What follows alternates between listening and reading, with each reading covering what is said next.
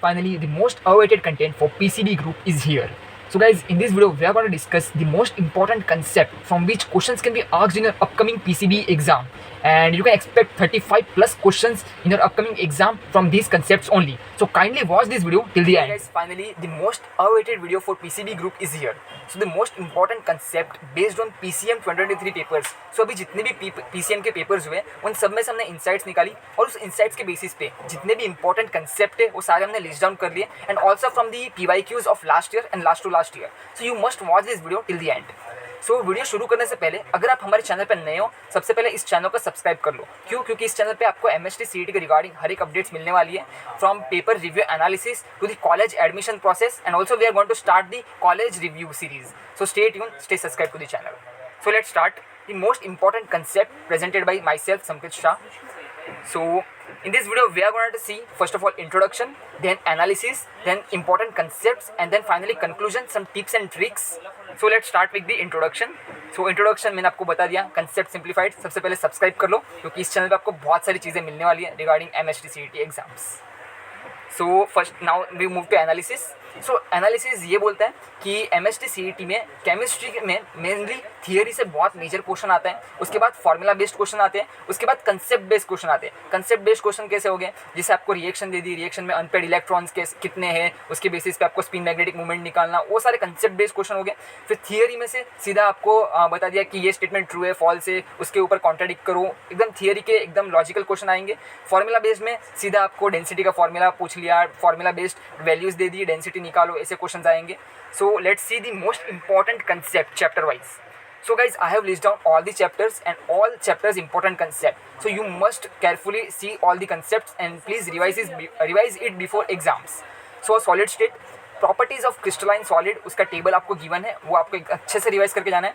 Complete cubic system, SC BCC FCC के फॉर्मूलाइज कर लेना, उसकी थियरी भी एक बार पढ़ के जाना. फिर डेंसिटी का फॉर्मूला कर लेना, पैकिंग एफिशिएंसी पे क्वेश्चन आते हैं, कोऑर्डिनेशन नंबर के ऊपर क्वेश्चन आते हैं, वॉल्यूम एंड रेडियस के फॉर्मूला के ऊपर क्वेश्चन आते हैं and condition for the defects, जितने भी डिफेक्ट्स है फ्रैंकलाइन डिफेक्ट और स्टॉक्सी डिफेक्ट, वो सारे के कंडीशंस एक बार पढ़ के जाना.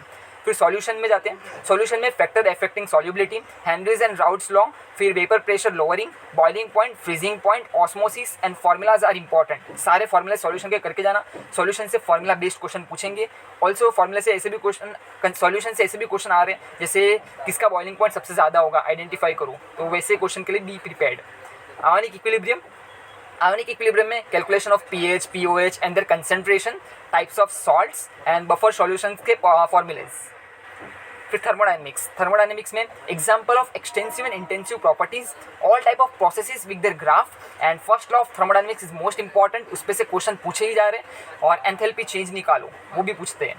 बाकी इलेक्ट्रोकेमिस्ट्री, कंडक्टिविटी के फॉर्मूले के ऊपर क्वेश्चन आ रहे हैं, वेरिएशन ऑफ कंडक्टिविटी उसकी थियरी के ऊपर क्वेश्चन आ रहे हैं, टाइप्स ऑफ इलेक्ट्रोलाइटिक सेल, जितने भी टाइप्स हैं उसके रिएक्शंस करके जाओ, रिएक्शन सीधा पूछ रहे हैं. Calculation of E cell and Gibbs energy.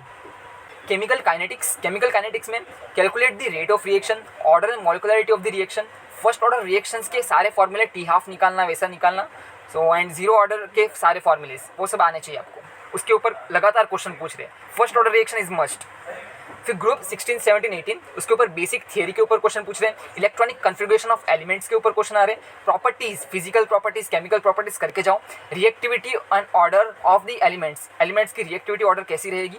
Various compound reactions and structures, उसके जितने भी एग्जांपल्स हैं उनसे कितने यूजेस है, कौन से कंपाउंड बनते हैं, उसके रिएक्शन और उसके स्ट्रक्चर्स याद होने चाहिए. ट्रांजिशन इनर ट्रांजिशन एलिमेंट्स, उसकी बेसिक थियरी कर लो. इलेक्ट्रॉनिक कन्फिगरेशन कर लो. Properties of transition, inner transition series, reactivity orders भी इसमें से पूछते हैं. फिर वेरियस कंपाउंड्स, उसके रिएक्शंस एंड स्ट्रक्चर्स. और फाइनली मेटलर्जी में से मेटल और इट्स ओर, ये और आपको दिया जाएगा वो कौन से मेटल से बना हुआ है, वो सब याद होना चाहिए आपको. Coordination compound, types of ligands, coordination number, types of complex, cationic, ionic, neutral, उसके examples. IUPAC naming of complex compound, types of isomers and spin magnetic movement. Spin magnetic movement से लगातार क्वेश्चन आ रहे हैं. Calculate the spin magnetic movement of this compound, उसमें आपको कुछ unpaired electrons निकालने हैं, फिर फॉर्मूले में रखना है √n × n+2. ईजी है।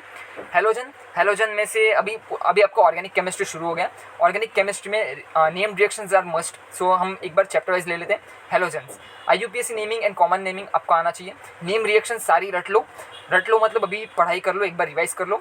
बॉइलिंग पॉइंट का ऑर्डर क्या रहेगा, वैसे क्वेश्चन पूछ लें। प्रिपरेशन रिएक्शंस आनी चाहिए। अल्कोहल, फिनॉल एंड ईथर, उसमें भी IUPAC naming and common naming, name reaction, preparation reaction and the uses of alcohol, phenol and ether.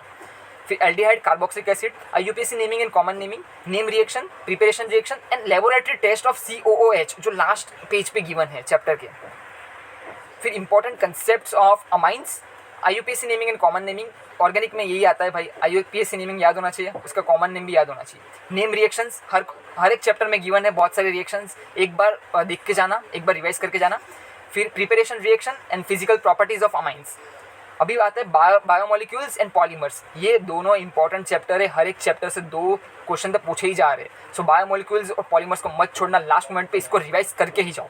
Classification with examples, biomolecules में ग्लूकोज का structure, reaction and property. Structure आपको दोनों आना चाहिए, ring structure भी आना चाहिए और सिंपल स्ट्रक्चर भी आना चाहिए। फ्रुक्टोज में भी same structure, reaction and properties. फिर अमीनो एसिड्स की थियरी कर लो, न्यूक्लिक एसिड के स्ट्रक्चर एंड नेम कर लो। पॉलीमर्स में जाते हैं, classification of polymers with examples, most important. आपको क्लासिफिकेशन का पूरा टेबल याद होना चाहिए और क्लासिफिकेशन में भी एग्जांपल्स याद होने चाहिए। फिर टाइप्स ऑफ पॉलीमर्स, उसके रिएक्शन और उसके मोनोमर कौन से हैं। आपको पॉलीमर दिया जाएगा, पूछेंगे उसके मोनोमर्स कौन से हैं, ये क्वेश्चन लगातार हर शिफ्ट में आ रहा है। सो पॉलीमर्स विथ मोनोमर्स आपको याद होने चाहिए।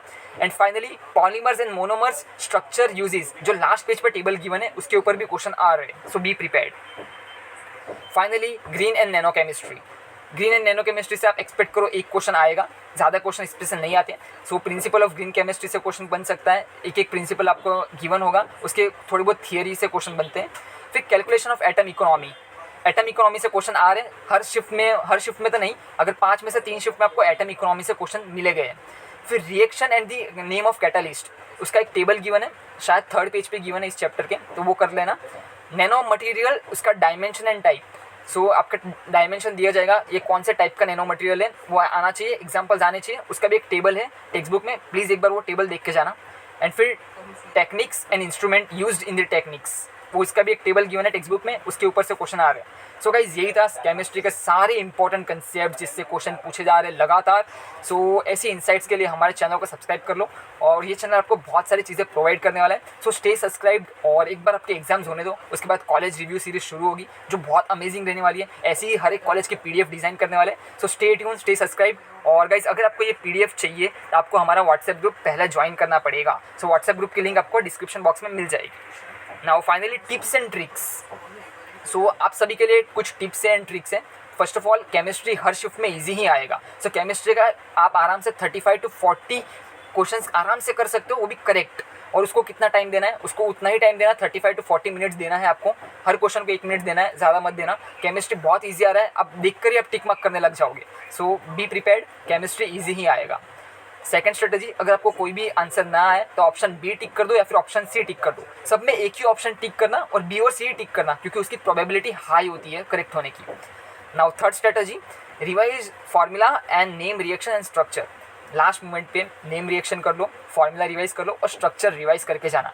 मोस्ट इंपॉर्टेंट बायोमोलिक्यूल्स और पॉलीमर्स तो रिवाइज करके ही जाना। वो 2 चैप्टर ऐसे हैं जो आपको 4 क्वेश्चन देके जाएंगे और फ्री में मार्क्स मिलेंगे।